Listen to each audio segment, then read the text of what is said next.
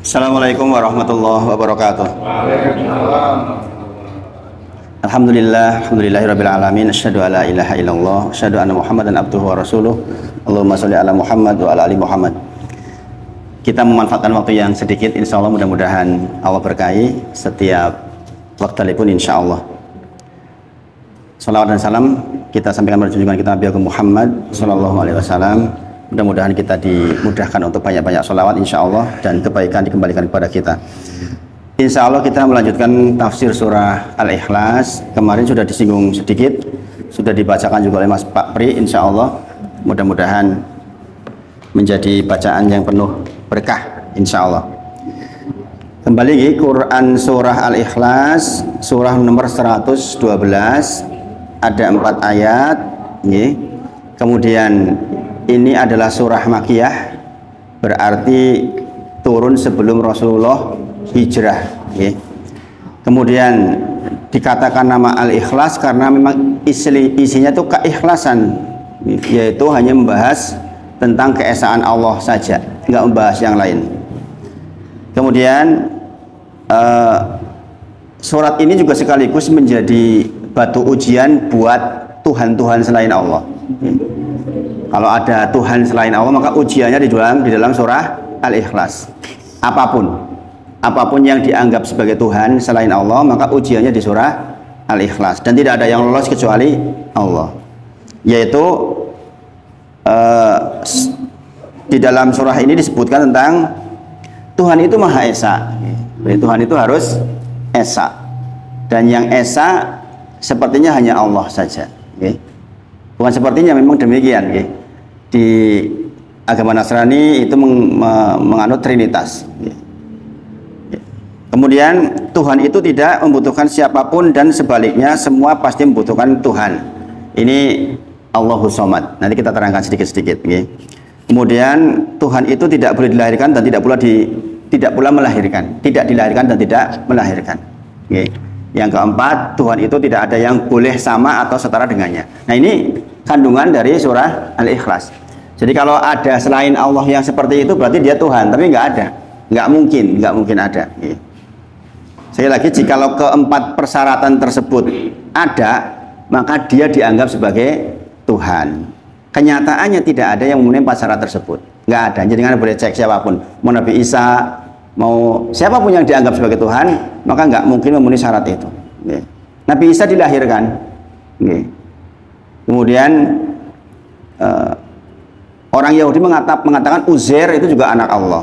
Orang musyrikin mengatakan malaikat itu putri-putrinya Allah. Jadi ini kekeliruan yang besar. Allah itu harus memenuhi, Tuhan itu harus memenuhi 4 syarat itu, dan yang memenuhi syarat 4 itu adalah hanya Allah saja subhanahu wa ta'ala. Ibu-ibu, jadi kalau ada yang mendatangkan pada panjenengan ada Tuhan selain Allah, diuji dengan 4 nih, yaitu qul huwallahu ahad, Allahus samad, lam yalid wa lam yulad wa lam yakul lahu kufuwan ahad. Maka banyak orang non muslim, khususnya yang pinter yang orang non muslim yang belajar betulan, seperti Irene Handono misalnya, itu kan biarawati tapi ketika membaca surah Al-Ikhlas ini justru dia masuk Islam, karena Tuhannya yang sebelumnya nggak lolos ujian ini, nggak bisa diuji lewat ini tuh nggak bisa. Tuhannya Nabi Isa dilahirkan kan bisa dilahirkan. Kemudian surah Al-Ikhlas adalah surah yang sangat sering dibaca oleh Nabi Muhammad SAW. Di antaranya adalah di sholat qobliyah subuh, kemudian sholat ba'da maghrib. Itu sering dibaca berbarengan dengan Quran surah Al-Kafirun. Makanya sebagian saudara kita di Nahdliyin itu sering kan kalau ba'da maghrib bahkan menggunakan itu. Kayak koyo-koyo itu malah koyo wajib gitu.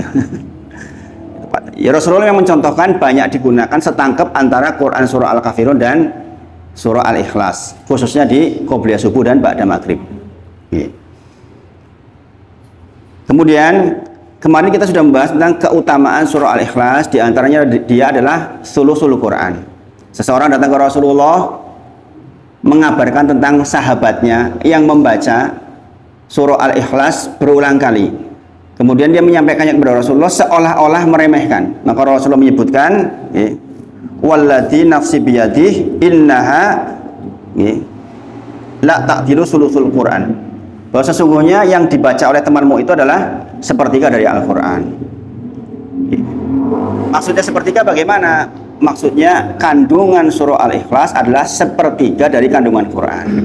Karena kandungan Al-Quran di antara para ulama menyebut adalah tentang akidah, yaitu tentang yang ada di dalam surah Al-Ikhlas itu akidah, tentang tauhid, keesaan Allah, itu tentang akidah. Kemudian sebagian tentang kisah, kemudian sebagian tentang hukum sholat, hukum puasa dan lain sebagainya. Maka seseorang yang membaca surah Al-Ikhlas seperti telah membaca sepertiga Al-Quran kandungannya maksudnya.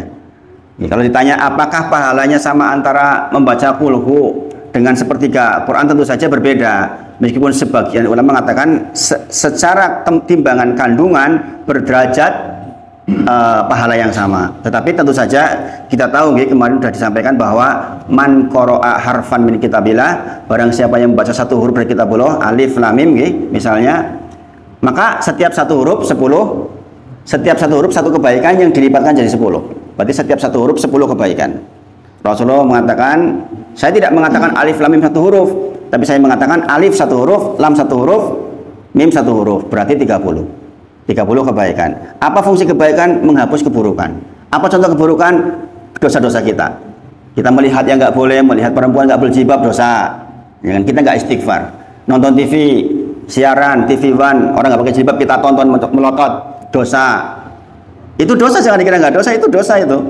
Nah, dosa itu terhapus oleh yang begini-begini, oleh yang kebaikan-kebaikan begini. Maka semakin sering baca Quran, semakin berpotensi kita bakbu atau untung, minimal bakbu. Syukur-syukur untung. Kemudian sebagian ulama yang lain sedikit berbeda dalam menafsirkan 3 kandungan Al-Quran. Mereka mengatakan 3 kandungan tersebut adalah pertama masalah hukum, kedua tentang khobar atau kisah, ketiga tentang akidah atau tauhid.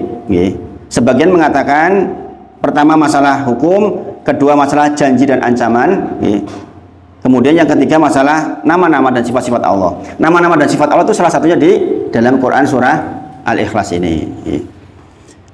Jadi sekali lagi, yang dimaksud dengan surah Al-Ikhlas senilai dengan sepertiga Al-Quran adalah dari sisi kandungannya, bukan dari sisi jumlah bobot bacaannya, tapi dari sisi kandungannya. Hal itu bukan berarti orang yang baca Al-Ikhlas sebanyak 3 kali disamakan dengan membaca Quran penuh, bukan. Tapi membaca kandungan Quran sepertiga kali 3, jadi seolah-olah 1, tapi kandungannya.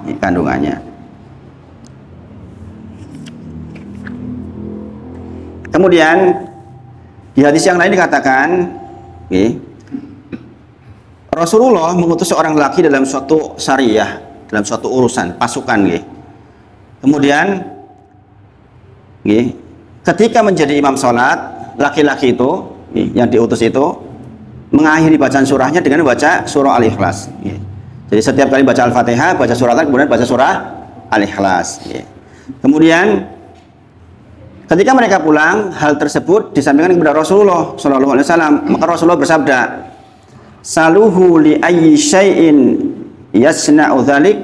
Tanyakan kepada dia, apa alasan dia mengamalkan seperti itu. Tanyakan kepada laki-laki itu, alasan dia melakukan itu tuh apa? Maka kemudian dikatakan li'annaha sifatur rahman, karena di dalamnya terdapat sifat ar-rahman. Fa'ana uhibbu sesungguhnya aku sangat mencintai an aqra'a biha, untuk mengulang-ulang bacaannya itu. Maka kemudian Rasulullah mengatakan, beritahukan kepadanya bahwa Allah Ta'ala juga mencintainya. Ada orang membaca Al-Fatihah, suratan, kemudian ditutup dengan kulhu. Hal ini disampaikan kepada Rasulullah, ya Rasulullah, sesungguhnya pemimpin kami kemarin waktu syariah, waktu peperangan, kok kayak gitu terus sholatnya, begitu terus diulang-ulang. Maka Rasulullah mengatakan, tanyakan kepada dia, apa alasannya? Dia mengatakan, sungguh di dalam surah Al-Ikhlas itu ada sifat Ar-Rahman, sifat Allah maksudnya. Dan saya cinta untuk membaca berulang-ulang.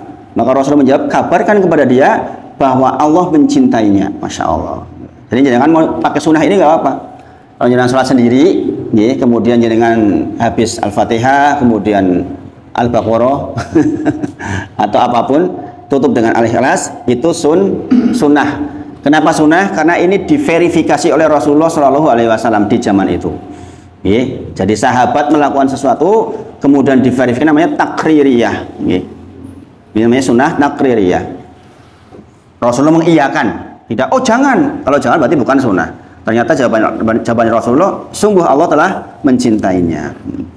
Kemudian dalam hadis Anas bin Malik, seorang sahabat dari Ansor mengimami sholat mereka di Masjid Quba. Setiap ia membuka bacaan di dalam sholatnya, ia membaca sebuah surah dari surah-surah lainnya yang ia selalu membacanya.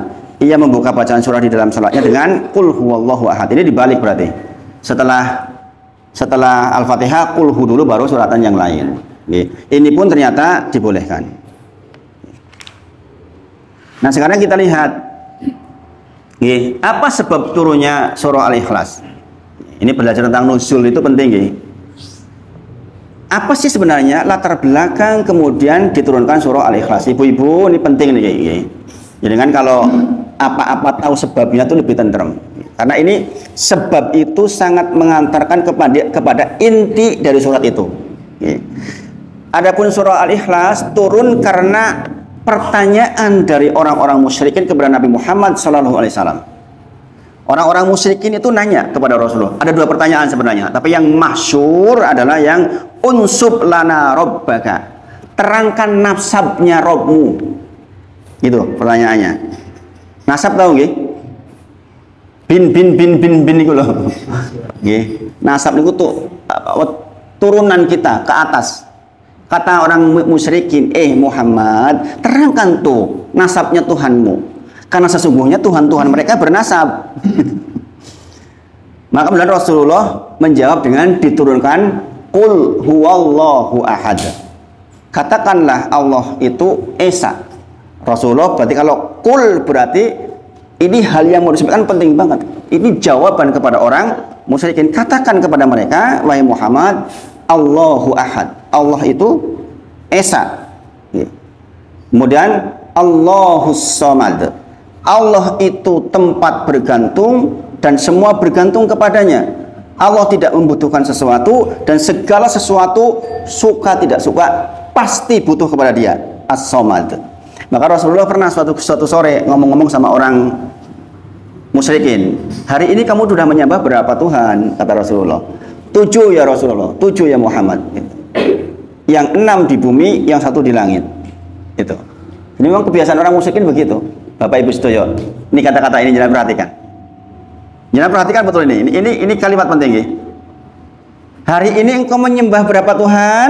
Kata Rasulullah, 7 ya Muhammad. 6 di bumi, 1 di langit. Berarti orang musyrik menyembah Tuhan yang di langit enggak? Menyembah enggak? Menyembah Allah enggak? Menyembah Allah orang musyrik itu. Tapi di saat yang bersamaan dia menyembah selain itu, namanya musyrik. Musyrik itu dari kata syarikat, menyekutukan, menjadikan Allah itu punya teman, punya pembanding.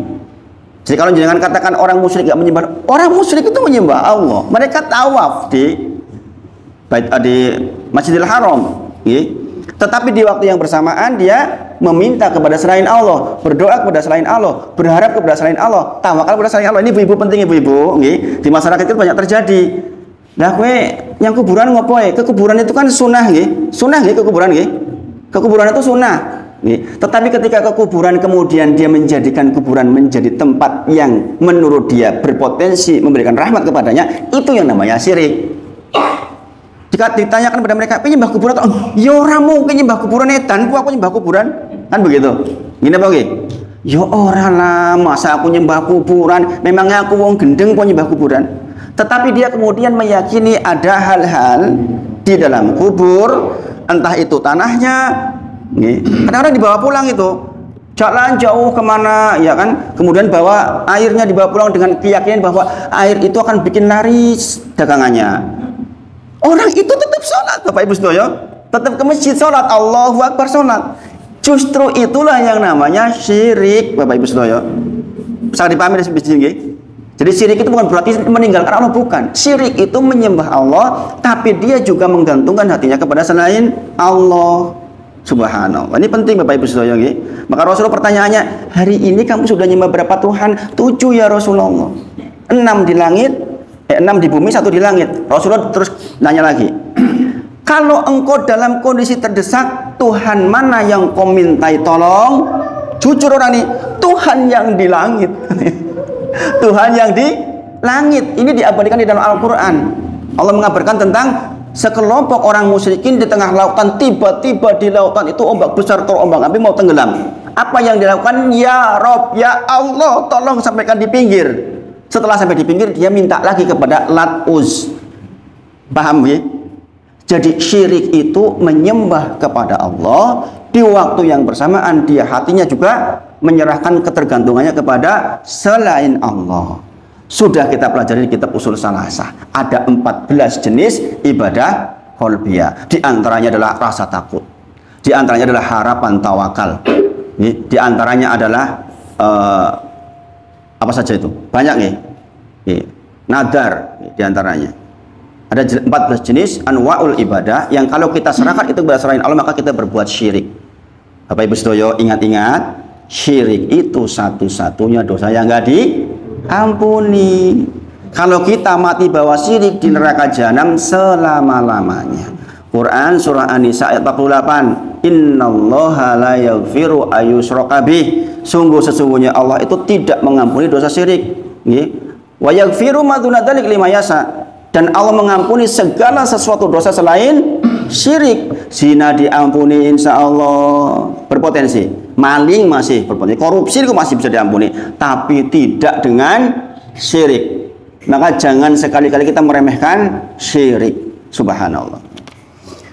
Ayat pertama, Qul huwallahu ahad. Katakanlah Muhammad, dialah Allah yang Maha Esa. Bapak Ibu sedaya, inilah dalil yang sangat tegas bahwa Allah Maha Esa dalam segala hal. Ingat-ingat ini kata kuncinya.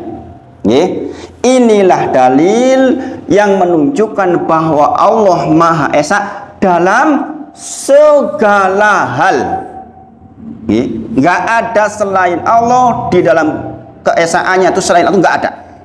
Di dalam segala hal, yaitu di dalam rububiyahnya, di dalam uluhiyahnya, dan asma wa sifatnya. Bingung apa bingung kalimat ini? Rububiyah, uluhiyah, asma wa sifat ki opo? Panganan opo niku? Saya peringatkan jenengan. Di masyarakat gara-gara ini ada orang yang mengatakan itu ada golongan orang yang membagi tauhid jadi 3 itu, kayak orang Kristen. Subhanallah. Ini metode pembelajaran sebenarnya ini. Nggak disebut namanya juga nggak apa-apa itu.